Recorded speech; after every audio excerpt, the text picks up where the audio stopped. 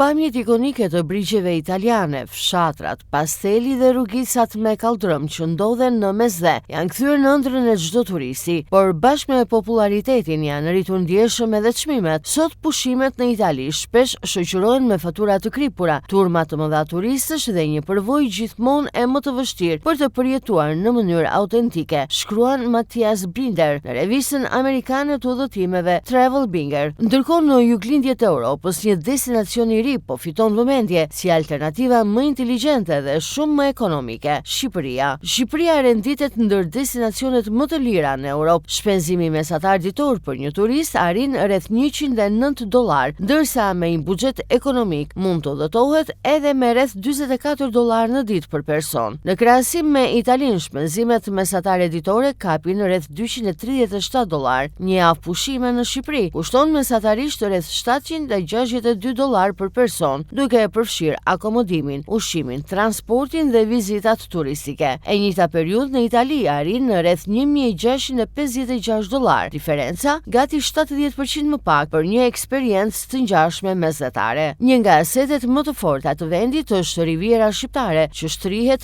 nga Vlora deri në Saran me mbi 120 kilometra vijë bregdetare. Ujërat e kristalta të Jonit, plazhet e paprekura dhe fshatrat bregdetar me atmosferë të qetë e kthejnë këtë zonë në një nga destinacionet më të kërkuara në Europën juglindore. Plazhet shqiptare krahasohen shpesh me ato të Greqisë apo të Rivierës italiane, por me çmime dukshëm më të ulta. Një drekë me produkte deti, verë vendase dhe pamje panoramike kushton sa një vakt i zakonshëm në zonat më turistike të Italisë. Ekspertët e turizmit sugjerojnë ta vizitoni Shqipërinë gjatë sezonit maj, qershor dhe shtator, atëherë kur temperaturat janë ideale dhe fluksi turistëve është më i ulët.